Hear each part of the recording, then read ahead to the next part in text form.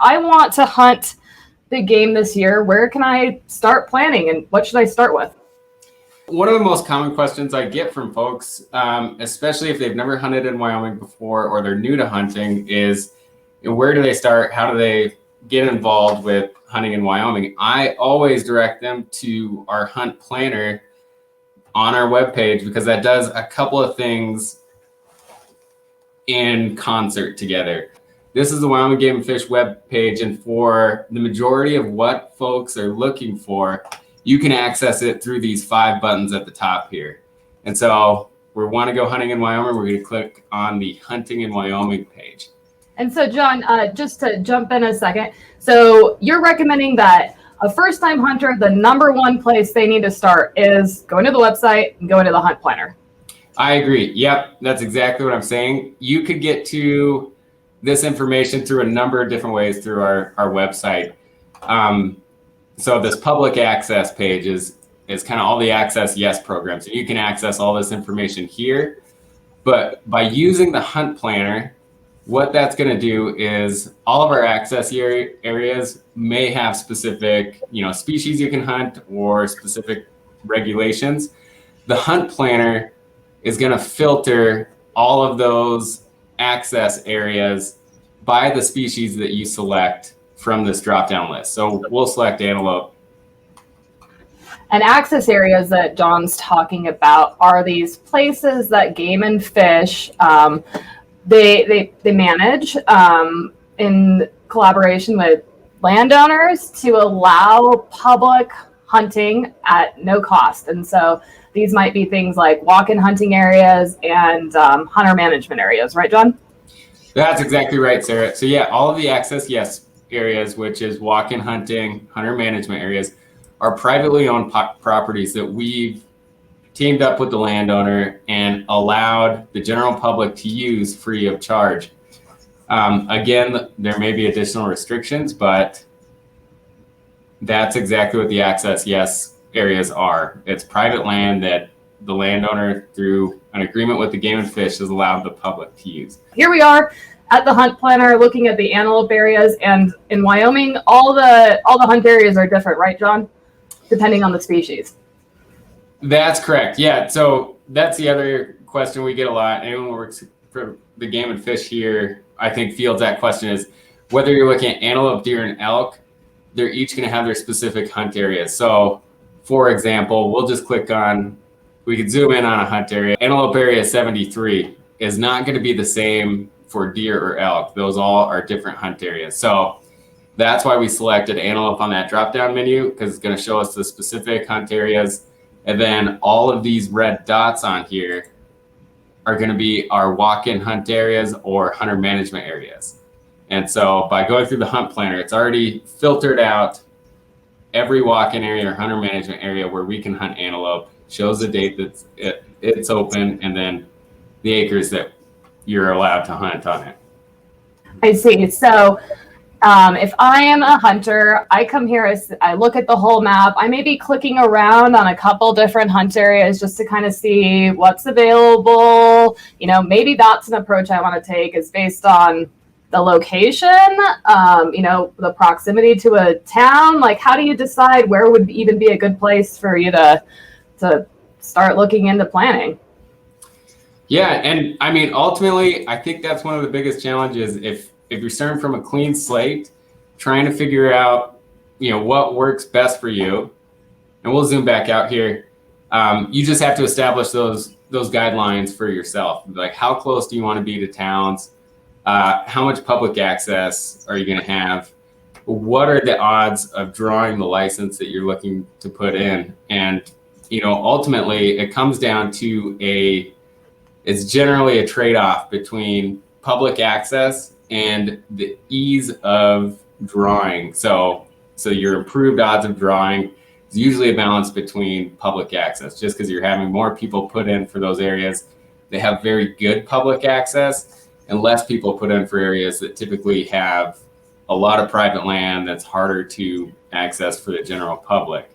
And so, that's the question that you should answer for yourself right off the bat is, do you want to just maximize, your odds of drawing, or what I recommend for folks, kind of hit that middle ground where you've got really good public access and your chances of drawing are still pretty good. And so just to bounce a question over to Jennifer, John's talking about drawing, the odds of drawing. What does he mean by that? So our drawing odds are based on the number of applicants we get in each year. So if we have thousands of hunters wanting to hunt this same area, as John mentioned, that has high public access, so it's easier to find a location to hunt, and we have a lot of applicants wanting to apply for that same area, your chance of drawing a limited number of licenses is reduced. And so on our website, we published what's known as the drawing odds after we release results from each draw.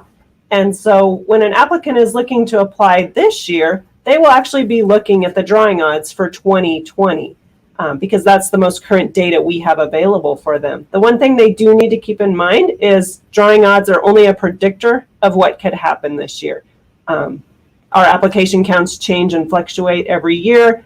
Hunting preferences by our applicants change. One year they may want to hunt closer to home. The next year they may apply for a different area. So those numbers of applicants each year do change, but those drawing odds are found on our website, similar to where John directed you to hunting in Wyoming and the hunt planner. There's a link right below that shows drawing odds, or you can still actually find them on the map that John had pulled up by clicking into more information on a specific hunt area. So there's a couple different places you can get to our drawing odds on our website for a particular hunt area. Great. So it looks like we have that screen up here now, and just continuing with the antelope pronghorn example that John was showing us. We've selected a hunt area. Now we're in there, and we're checking out some of that great information that Jennifer was just talking about, the drawing odds information. So Jennifer, in Wyoming, most licenses are on a draw. You have to apply for a limited number of licenses and then, see if you get it. And if we're talking about residents, can you explain what the draw is like for residents for big game? So yes, so for big game, for residents, the biggest thing to note that's a little different that we often get questions about is residents in Wyoming. We do not have what's known as a preference points system for residents. We do have that for non-residents. So when applicants apply for the limited number of licenses for big game, as a resident, they are put into a random draw. Everybody has an equal opportunity to be randomly chosen for that license. And so those drawing odds are based on that. And that's random for all license types. When folks look at the different licenses that are available, we have a lot of different license types. And for residents, those draws are all conducted the same way? For residents, they're all conducted the same way. When you look at the drawing odds that were up on our screen, you'll see drawing odds differ based on first, second, and third choice. So a little bit to talk about. When you submit a big game license application, you have the opportunity to select 3 different licenses that you want to go through the draw, known as your first choice, second choice, and third choice. The one thing to keep in mind in Wyoming is our draws are done known as a vertical system.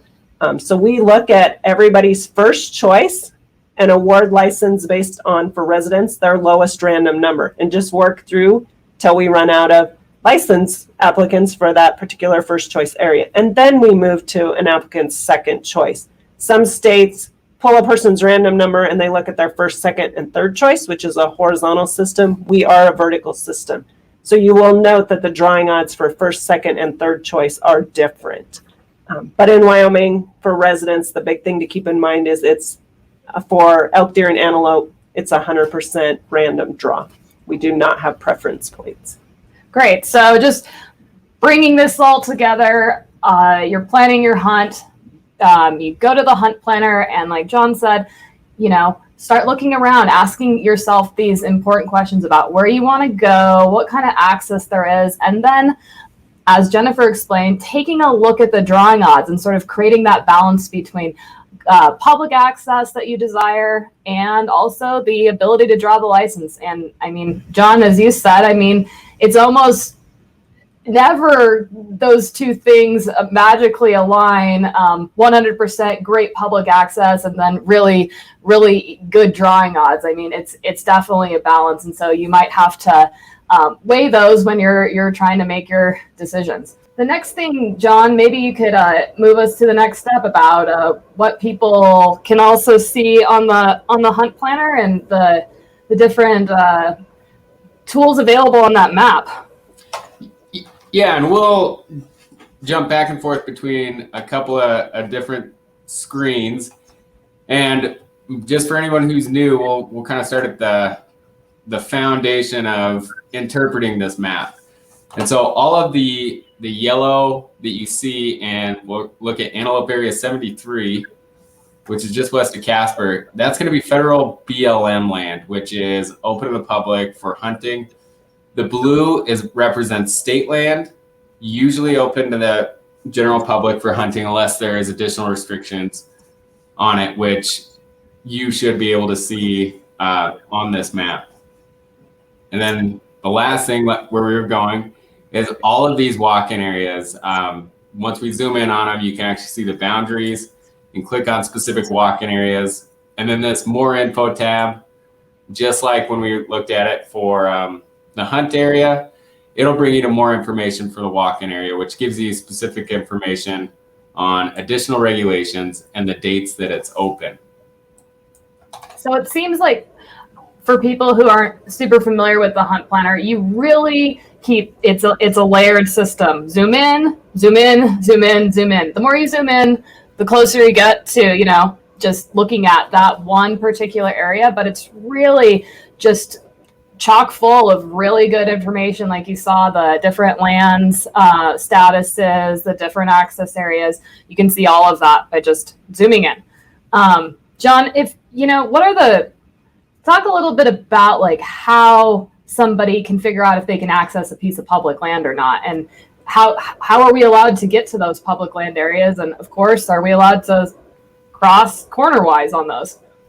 Yeah, absolutely. And again, this is one of the more common questions we get, and it's important to note that kind of how you access property is going to differ from state to state. So in Wyoming, all of your county roads, highways, interstates have easements across private property.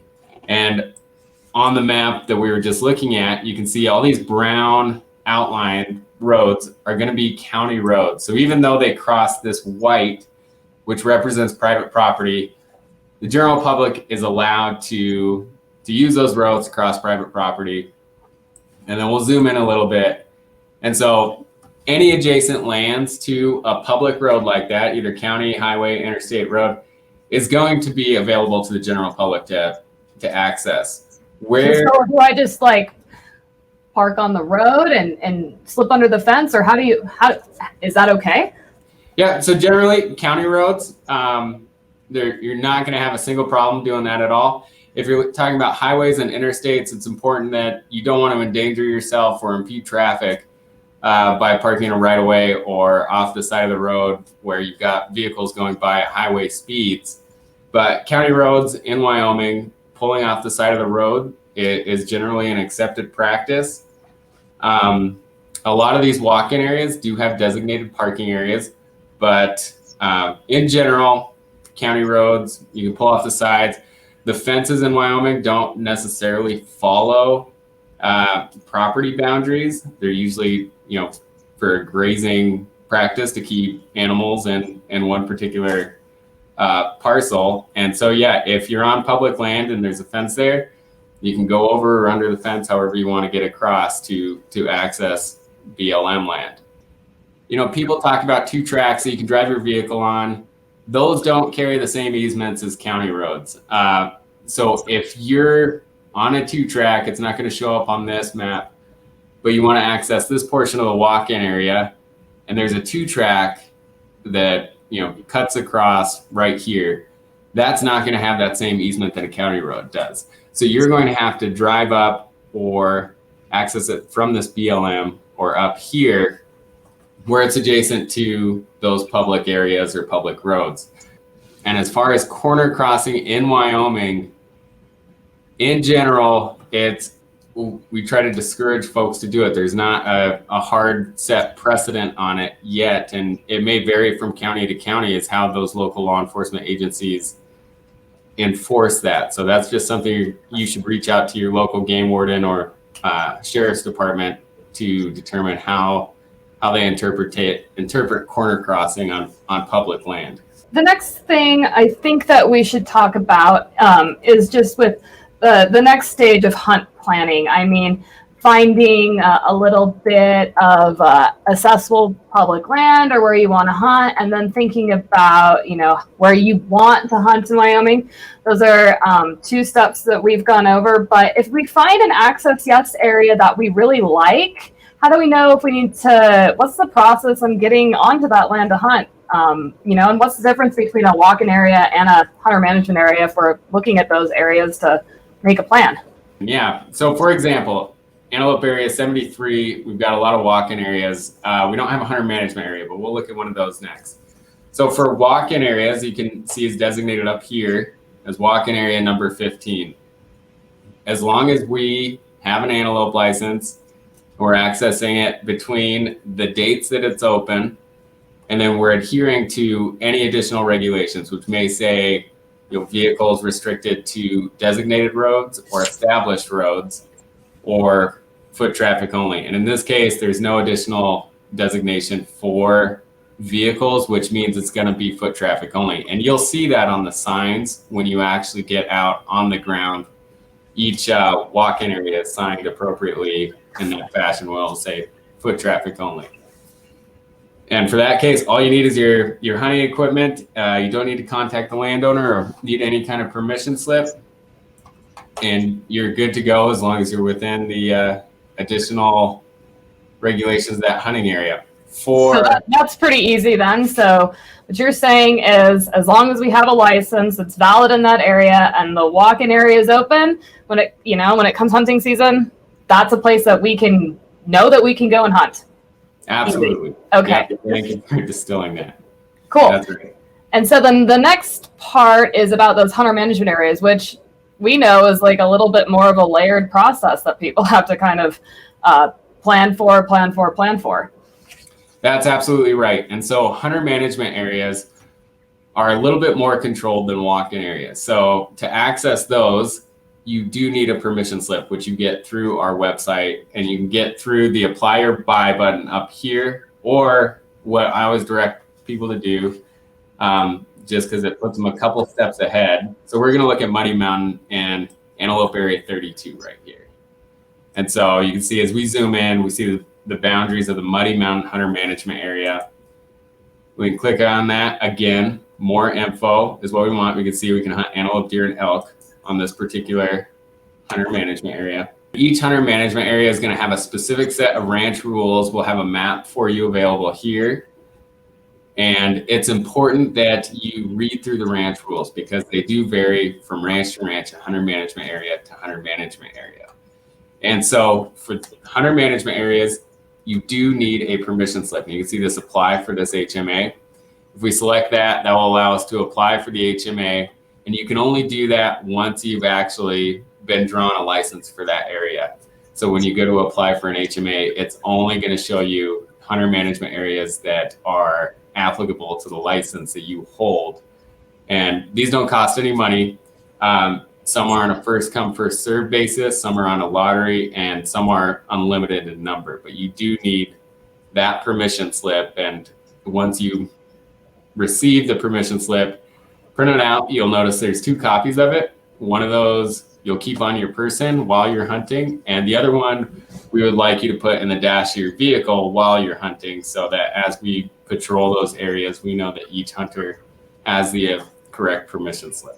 We're feeling pretty good about, where we might want to apply now. And we can talk more about the actual application. And Tina, you have a great question that will get us right into this conversation, which is, do we pay our tag fee or license fee up front when we apply? And so Jennifer, can you tell us a little bit about what the expectations are, what you need to know when you sit down to go into the license application process? Sure. So once you spend a good deal of time on our hunt planner, as John mentioned, and you know where you want to go hunt, and you have a good idea what you want to apply for, you're going to get into our application system. So it's important to note during the application period, you're going to click on the apply or buy button, and then you're going to click on apply for licenses. We're in an application period. And so once you get in there, yes, you are required to pay your license fee up front. So you will pay the application fee. So for residents, the $5 application fee you'll submit, as well as the license fee for the license you're applying. So for a full price antelope, you're going to pay that fee at the time you submit your application. And then if you're successful in drawing that license, we'll publish those drawing results. You'll go check your results. You'll be excited because you drew that license that you've spent all this time planning and worked through with the hunt planner, as John mentioned, and we'll mail you a license. If you are unsuccessful, we will refund back that portion of the license fee. So the application fee is non-refundable, but that license fee you paid up front, we will refund that back to the credit card that you used to pay for that application after the draw results are posted. You should see that refund back on your credit card within 10 business days of those draw results, usually. Great. So, and the reason that we do this, the reason that we charge people ahead of time for the license is to reserve it for you. When you apply for the license, you pay for it, and if you draw it, it's yours. And that's why we have you pay up front. So what else do people need to know when they sit down to do their application? They, like John pointed out and talked about, we definitely have to know the hunt area that we want to apply to, right? What else do we need to know? Yeah, so it's incredibly important that when you get into the application system, you know what licenses you want to apply for. So when we talk to customers in the telephone information center, we talk to thousands of applicants a month. The first thing we tell them is you have to know where you want to apply. So encourage them, all of the steps that John walked you through. Once you get into our application system, the first thing you're going to notice, if you haven't been in there since February 4th, is we have a new secure login. So you will be required to create a user account with the department, which is a username and secure password. And that's like a lot of different websites that people go to. I mean, and you create a username and you create a password, and then that's how you'll access all your game and fish information, from your application system to your permission slips, and then also things like your tooth aging results if you need to look at those. And so it's really handy, and it consolidates all your information in one place. Okay, so we have to have our, we have to know, which I kind of forgot at the beginning, you have to know which species you're applying for. You have to know the hunt area, and you've got to have your username and password, which requires you to have an email address. So, okay, we're in the system now. We're all caught up with our username and password. Then what happens? So you're going to get in, and one of the first screens that's really important is we have to identify your residency. Are you a Wyoming resident? Do you meet the residency requirements? You've been in Wyoming for 1 full year, or are you a non-resident?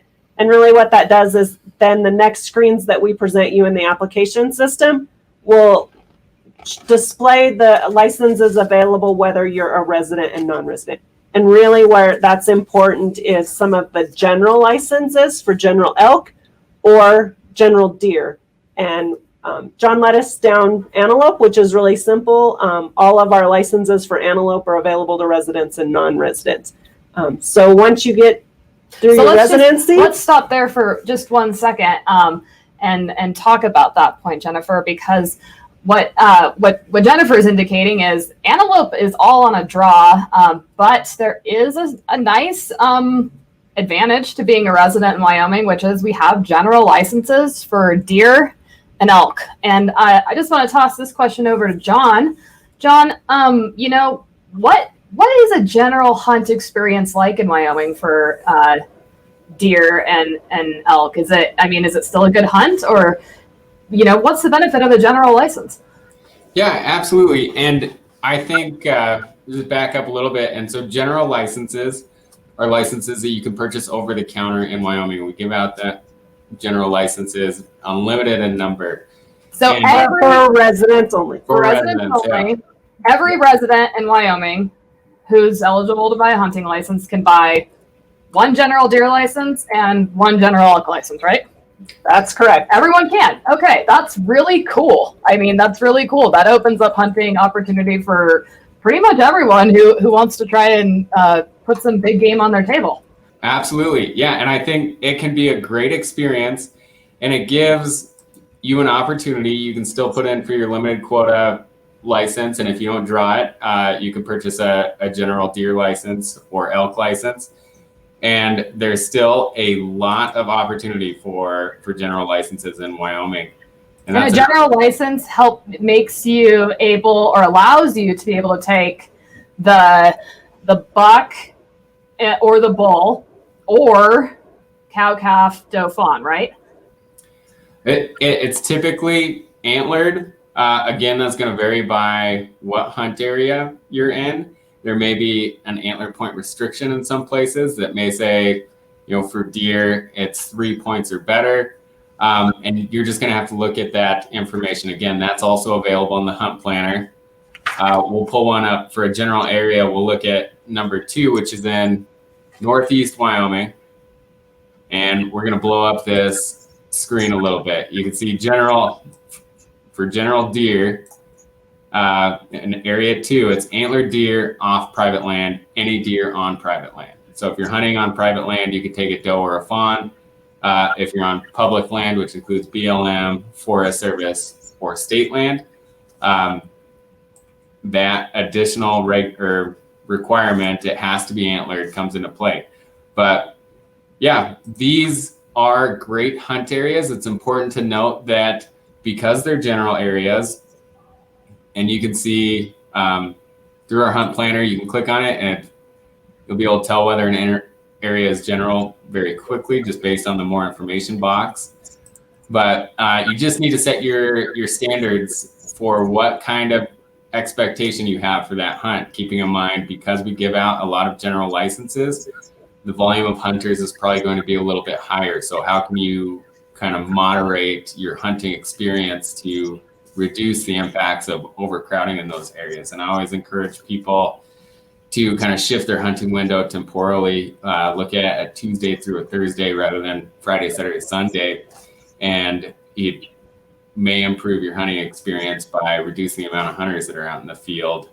And again, look at those access yes areas, look at the public lands, and always encourage people to reach out to private landowners too, because that's another area that you can improve your hunting ability, get away from some of the crowds. And these are tips and tools that people have used for years, and they're still effective now. Great. And Jennifer, you have a big game brochure with you. This is our hunting regulations book. We put one out every year, changes every year, so you should always get a new one.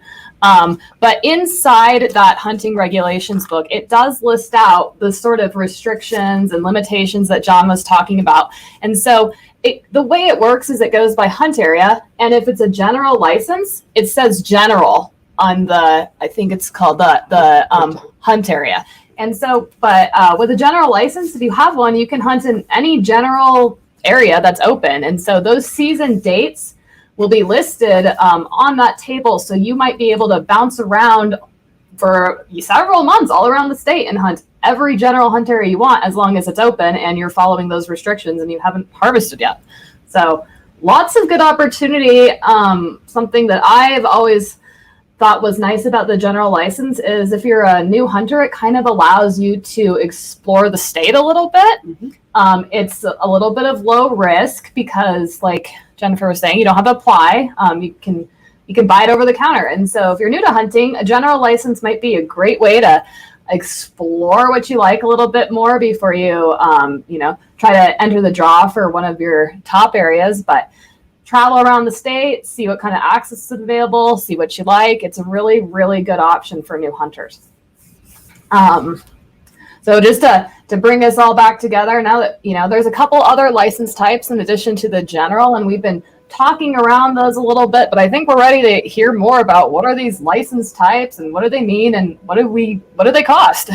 So we have many different license types. So the ones you'll frequently hear, and once you've determined what species you want to hunt and where you want to go hunting. A couple other things you need to determine is what type of license type you want to apply for. So type 1, type 2, type 3, type 4, 5, and 9 and 0 are considered full price licenses. So full price deer, elk, or antelope. And those are typically your bulls or your bucks, or the limitation of any elk, any deer may have those antler point restrictions that John was mentioning. And then we have reduced price or doe fawn, which are your type 6, 7s, or 8s. And so when you go to apply, you're going to select the button and the application that you want to apply for based on that type. So once again, a general 1, 2, 3, 4, 5, 9, or 0 is going to be the full price. So you're going to select that button. You're going to pay a higher fee for those licenses because you get a lot. They're the buck or the any elk, any deer, or the reduced price, which is the 6 or 7. So it is important to note when you're applying, you can't have a first choice of a type 1 and a second choice of a type 6. Those are two separate applications in our system and conducted as two separate draws. So that is important to note. Once you figure out the species you want to hunt, the area you want to hunt, you next need to kind of determine what you want to hunt as that type. The next question we always get is, why do you have so many types? Mm-hmm. And that really goes back to those regulations.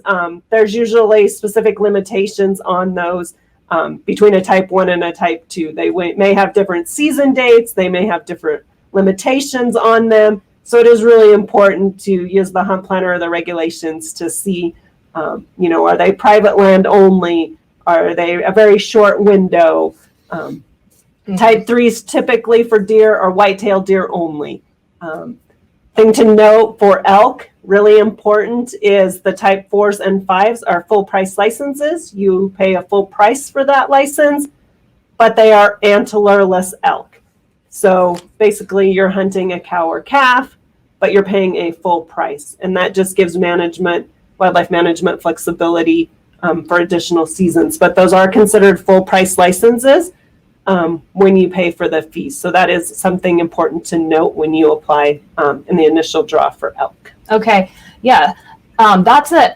This is an excellent point with all these different license types. I mean, the reason that we have these is not to be confusing or to make it difficult for folks to apply, but they do truly have a purpose, because hunting for Wyoming has a purpose, and that's wildlife management. And hunting is a tool that we use to manage wildlife. So these different license types gives biologists and game wardens like John out there who are trying to meet these objectives, the flexibility to do that in a way that we can, manage herds so they're in the right population areas. And these license types allow us to do that. And so when you apply for a certain license type, you're hunting, you're having a good time, but you're also contributing in a big way to wildlife management in Wyoming. So that's why we have all these different license types, and it can be confusing, but that's why folks like us are here to help and talk you through those choices. So, Jennifer, another thing that you've mentioned that is really important is that you have all these different license types, but how many licenses can I even apply for when I sit down there, by the deadline?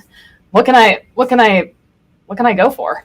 So you are allowed to submit one full price license and one an application for a doe fawn for each of our species. So if you're doing elk, you can submit one full price elk license and one reduced price cow calf application. For antelope, you can submit one application for a full price antelope or deer. And when you do the doe fawn deer or antelope, you can actually apply for a quantity up to 2 in the initial draw for doe fawn antelope and doe fawn deer.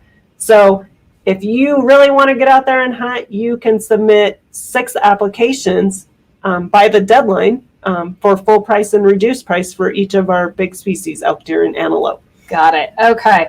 So that's a lot of opportunity that exists out there. And we need hunters. And so this is why we have so many options, is to help us manage our herds in Wyoming, and we have a lot of flexibility for you and for us. So something that we talk about a lot here, and it's very important when you go to make your applications, are the idea of a first, second, and third choice. Jennifer talked about it a little bit at the beginning, and that was kind of hard to wrap our heads around because we didn't know a lot yet about our application system. But here we are now where, we have our location, our types, our hunt area. We know what we're doing, but now there's 3 choices. I wasn't planning for 3 choices, Jennifer. What do I do here? So if you have the one coveted area and that's the only place you want to try and hunt this year, you're just going to put in a first choice. An application doesn't require all 3 choices. You can put a first choice only. You can put a first and second choice if you maybe have 2 areas that you would consider hunting. So I have to think about 2 different areas. So if I choose, I said I want to hunt Deer Area 60. That's my number 1 place. I want to go there. It doesn't help me to put Deer Area 60 type 1 for all 3 choices, does it? It does not help you. Okay. There's no advantage to that because, as I mentioned, we're a vertical system. If we reach your random number on your first choice and give you a license, and there's licenses available, you would have got it on your first choice. If we don't get it on your first choice, we'll never get it on your second or third. Get it. So it doesn't make sense for me to do that. And it also doesn't make sense for me to put in a second choice where there's no chance of drawing on my first choice, right? That's correct. So that's also the importance of those drawing odds. If there's less than 100% chance of drawing that license on your first choice, you have 0% chance of drawing that on your second or third choice based on prior drawing odds. So it is important to study those drawing odds so that you're making wise choices when selecting those licenses. Sarah, just one thing I want to point out, though, say you really want to hunt Area 60 and there's 2 different license types. Your first choice could be 60 type 1, and your second choice could be, if there's a type 2, 60 type 2. Because they're both full price licenses. They're both full price licenses and they're different licenses. So you could apply for the same area, but have different first and second choices on your type. So that's very important when you're studying that hunt planner, to look at those different license types as well. But you just wouldn't want to put 60 type 1 as your first, second, and third choice. Got it. And so the other piece is I can't say I want to go for buck deer in 60, a type 1, and then say, well, if I don't get that, then my second choice should be 60 type 6, a doe fawn. I have to do 2 separate applications for that, right? That's correct. But there is something, because we do know some of both our residents and non-residents, if they don't draw their full price license, their buck license, they may not want to make a trip clear across the state for that doe fawn. So when you submit that application for your doe fawn, there is a box that you're allowed to check that says, if I'm unsuccessful in getting my full price license, my buck license, please withdraw my doe fawn applications from the draw, because you don't want to have to drive clear across the state if you don't have that buck. So we do give you that option when you're applying for those reduced price doe fawn applications to withdraw that if you're unsuccessful in drawing your full price. Got it. Okay. I'm just going to say the deadline by regulation is always May 31st for resident elk, deer, and antelope, and then non-resident deer and antelope. If it falls on a weekend, you get an extra day. So this year you get till June 1st, but please don't memorize that date. Memorize May 31st every year. Well, and you don't want to wait till the last minute, because that can be pretty challenging. We got a question here. It said, John, this would be a good one for you, I think.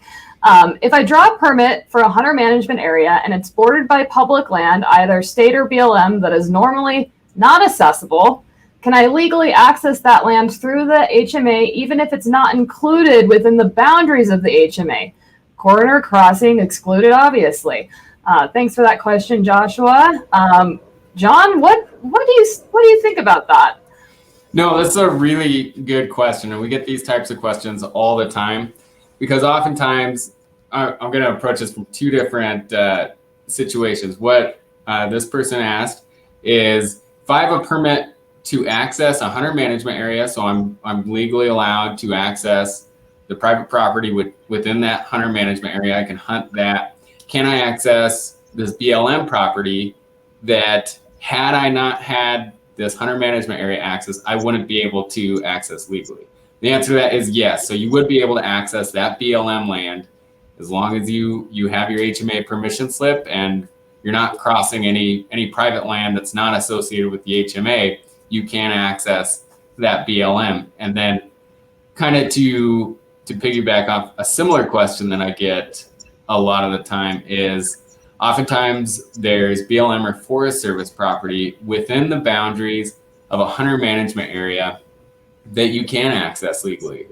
And so a lot of people ask, do I need a hunter management area permission slip to access that property? So as long as you're not crossing any private property to access that public land, you don't need the hunter management permission slip. That boundary was just drawn to help make it a little bit more clear by using a fence line, and it may have incorporated some BLM or Forest Service. But yeah, the second you cross private property, you need that permission slip. If you want to access public land, you have that permission slip that's adjacent to a hunter management area, you can access that as well. Great, thank you. So once you have all your hunt areas in, I think it is important to note when you submit your application, you can make a donation on your application to Access Yes, which does fund this access that John has been talking about.